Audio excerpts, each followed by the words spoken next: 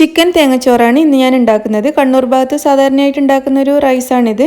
ഇത് ചിക്കന് പകരം ബീഫ്, ചെമ്മീൻ, കല്ലുമ്മക്കായ്, പിന്നെ അതുപോലെ കക്ക ഇറച്ചി, അതായത് ഇളമ്പക്ക, ഇതൊക്കെ ഉപയോഗിച്ചിട്ട് ഈ തേങ്ങച്ചോറ് ഉണ്ടാക്കാറുണ്ട്. അപ്പോൾ എങ്ങനെയാണ് വളരെ ടേസ്റ്റി ആയിട്ടുള്ള ഈ തേങ്ങച്ചോറ് പ്രഷർ കുക്കറിൽ വളരെ ഈസി ആയിട്ട് ഉണ്ടാക്കുന്നത് നോക്കാം. ഇന്ന് ഞാനിവിടെ തേങ്ങച്ചോറ് ഉണ്ടാക്കുന്നത് മട്ടേരി ഉപയോഗിച്ചിട്ടാണ്. മട്ടേരിക്ക് പകരം നിങ്ങൾക്ക് കുറുവരി, സാധാരണ നമ്മൾ ചോറുണ്ടാക്കുന്ന വെള്ള പുഴുങ്ങലരി ഒക്കെ യൂസ് ചെയ്യാം. മട്ടേരി ആണെങ്കിൽ ഒന്നുകൂടി തേങ്ങച്ചോറ് നല്ല ടേസ്റ്റ് ഉണ്ടാവും. അപ്പോൾ 1.5 കപ്പ് മട്ടേരിയാണ് ഞാനിവിടെ എടുക്കുന്നത്. 240 ml കപ്പിൽ 1.5 കപ്പ് മട്ടേരി എടുത്തിട്ടുണ്ട്. അപ്പോൾ ഈ അരി നന്നായിട്ടൊന്ന് കഴുകിയെടുക്കാം. അരി നന്നായിട്ട് കഴുകിയതിന് ശേഷം ഞാനിവിടെ ഒരു സ്ട്രെയിനറിൽ വെള്ളം പോകാൻ വേണ്ടിയിട്ട് ഇട്ട് വെച്ചിരിക്കുകയാണ്. അപ്പോൾ നന്നായിട്ട് വെള്ളം പോയതിന് ശേഷം നമുക്ക് തേങ്ങച്ചോറ് ഉണ്ടാക്കാം. അതുപോലെ ഞാനിവിടെ 1/4 കിലോഗ്രാം ചിക്കൻ നന്നായിട്ട് കഴുകി എടുത്തിട്ടുണ്ട്. ബോണോട് കൂടിയിട്ടാണ് ഞാൻ ചിക്കൻ എടുത്തിട്ടുള്ളത്. ബോൺലെസ് ആയിട്ടും ഉപയോഗിക്കാം. അപ്പോൾ ചെറിയ കഷ്ണങ്ങളായിട്ടാണ് കട്ട് ചെയ്തിട്ടുള്ളത്. 1.5 കപ്പ് മട്ടേരിക്ക് 1/4 കിലോഗ്രാം ചിക്കനാണ് എടുത്തിട്ടുള്ളത്. ഇനി നമുക്ക് തേങ്ങച്ചോറ് ഉണ്ടാക്കാൻ തുടങ്ങാം. ഞാനിവിടെ അതിന് വേണ്ടിയിട്ടൊരു പ്രഷർ കുക്കർ അടുപ്പത്ത് വെച്ചിട്ടുണ്ട്.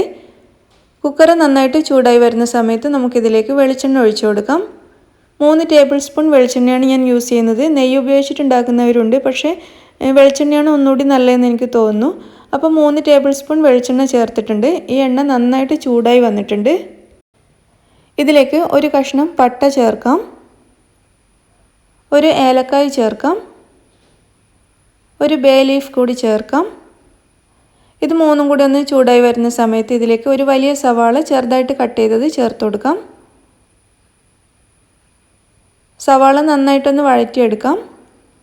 സവാള നല്ല സോഫ്റ്റായി മാറണം, അതുവരെ നന്നായിട്ടൊന്ന് വഴറ്റാം. വഴറ്റിക്കൊണ്ടിരിക്കുന്ന സമയത്ത് ഇതിലേക്ക് 2 പച്ചമുളക് നീളത്തിൽ അരിഞ്ഞത് ചേർക്കാം. നിങ്ങൾക്ക് നല്ലോണം എരിവ് വേണമെന്നുണ്ടെങ്കിൽ ഒരു 3-4 പച്ചമുളക് ചേർക്കാവുന്നതാണ്. 1 ടീസ്പൂൺ ഇഞ്ചി വെളുത്തുള്ളി പേസ്റ്റ് ചേർക്കാം. എന്നിട്ട് നന്നായിട്ട് ഒന്നുകൂടി വഴറ്റിയെടുക്കാം.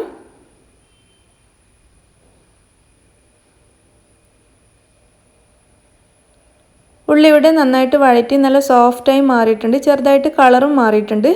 ഈ സമയത്ത് ഇതിലേക്ക് അല്പം കറിവേപ്പില ചേർത്തിട്ടൊന്ന് മിക്സ് ചെയ്യാം. ഇനി നമ്മൾ നേരത്തെ കഴുകി വെച്ച ചിക്കൻ ഇതിലേക്ക് ചേർത്തിട്ട് നന്നായിട്ടൊന്ന് വഴറ്റിയെടുക്കാം. ചിക്കൻ്റെ പിങ്ക് കളർ മാറിയിട്ടൊരു വെള്ള കളറായിട്ട് വരണം. അത്ര വരെ 3-4 മിനിറ്റ് നന്നായിട്ട് വഴറ്റുക. ഈ സമയത്ത് ഇതിലേക്ക് ഒരല്പം ഉപ്പും കൂടി ചേർത്ത് കൊടുത്തിട്ടുണ്ട്. ഒരു 1/2 ടീസ്പൂൺ വരെ ഉപ്പ് ചേർത്തിട്ടുണ്ട്. എന്നിട്ട് നന്നായിട്ട് വഴറ്റി ചിക്കൻ്റെ കളറൊന്ന് മാറ്റിയെടുക്കാം. ഇപ്പോൾ ചിക്കൻ നല്ലൊരു വൈറ്റ് കളറായിട്ട് മാറി വരുന്നുണ്ട്.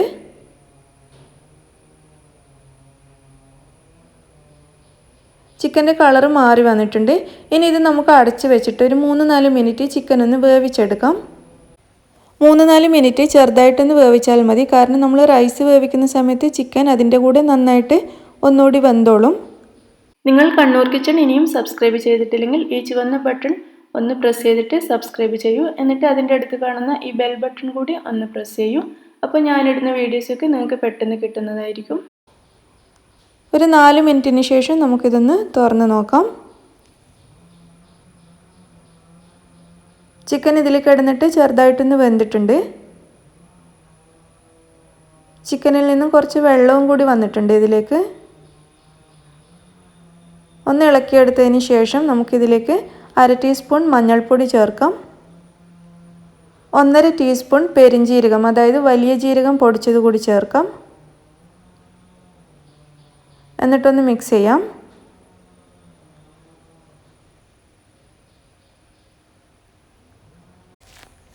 പൊടികൾ ചേർത്തതിന് ശേഷം 1 മിനിറ്റ് വരെ ഒന്ന് മിക്സ് ചെയ്തെടുക്കാം.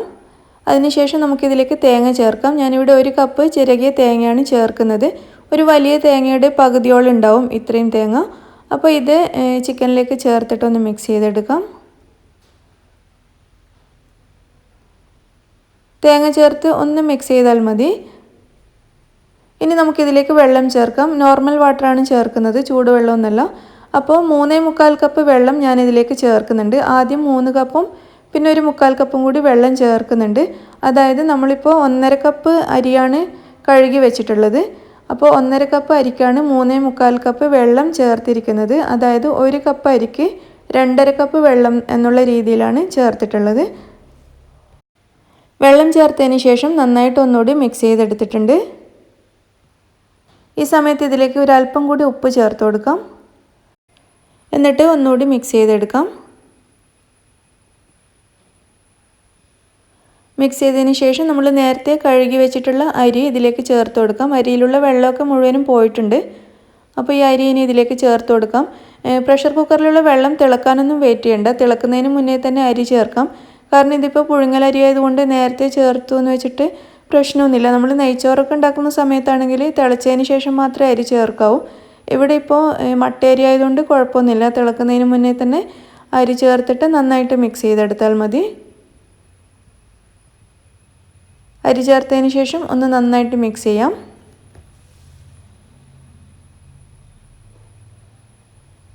ഇനി നമുക്ക് ഈ പ്രഷർ കുക്കർ അടച്ചു വെക്കാം. എന്നിട്ട് 3 വിസിൽ വരുന്നത് വരെ ഇത് വേവിക്കാം. ഒരു മീഡിയം ഫ്ലെയിമിൽ വെച്ചിട്ട് 3 വിസിൽ വരുന്നത് വരെ വേവിച്ചെടുത്താൽ മതി.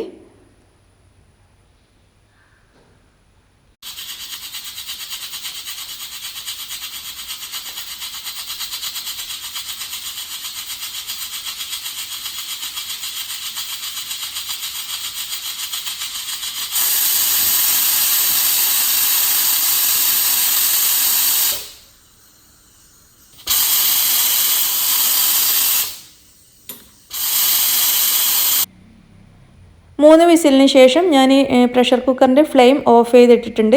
ഇനി ഇതിൻ്റെ ആവിയൊക്കെ മുഴുവനായിട്ട് പോകുന്നത് വരെ നമുക്ക് വെയിറ്റ് ചെയ്യാം. അതിനുശേഷം മാത്രം നമുക്ക് പ്രഷർ കുക്കർ തുറന്ന് നോക്കാം. ഇപ്പോൾ കുക്കറിൻ്റെ ആവിയൊക്കെ മുഴുവനായിട്ട് പോയിട്ടുണ്ട്. ഇനി ഇത് നമുക്കൊന്ന് തുറന്ന് നോക്കാം. നമ്മുടെ ചിക്കൻ തേങ്ങച്ചോറ് ഇവിടെ റെഡി ആയിട്ടുണ്ട്. നല്ല പാകത്തിനുള്ള വേവാണ്. നമ്മളിത് തുറന്ന ഉടനെ ചൂടോടുകൂടി ഇരിക്കുന്ന സമയത്ത് ചെറുതായിട്ടൊന്ന് നനവുള്ളതുപോലെ തോന്നും. അത് കുഴപ്പമില്ല. നമ്മളിത് മറ്റൊരു ബൗളിലേക്കോ പ്ലേറ്റിലേക്കോ വിളമ്പി കഴിഞ്ഞ് കുറച്ചൊന്ന് ചൂട് പോകുന്ന സമയത്ത് അത് നന്നായിട്ടൊന്ന് ഡ്രൈ ആയിക്കോളും. അപ്പോൾ ഇതുപോലെ ഒന്ന് നനവുള്ളതുപോലെ തോന്നിയാൽ പ്രശ്നമില്ല, അത് ശരിയായിക്കോളും. അപ്പോൾ നന്നായിട്ട് വെന്ത് വന്നിട്ടുണ്ട്. നല്ല പാകത്തിനുള്ള വേവാണ്. ഇത് നമുക്കൊരു ചെറിയ ബൗളിലേക്ക് വിളമ്പിയെടുക്കാം.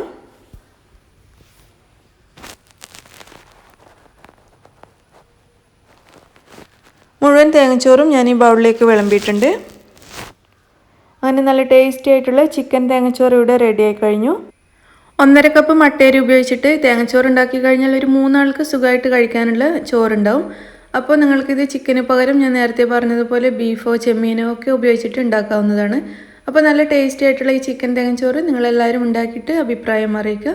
നിങ്ങൾക്ക് ഇഷ്ടമാവുകയാണെങ്കിൽ ലൈക്ക് ചെയ്യാനും ഷെയർ ചെയ്യാനും മറക്കരുത്.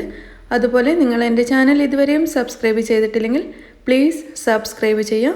താങ്ക്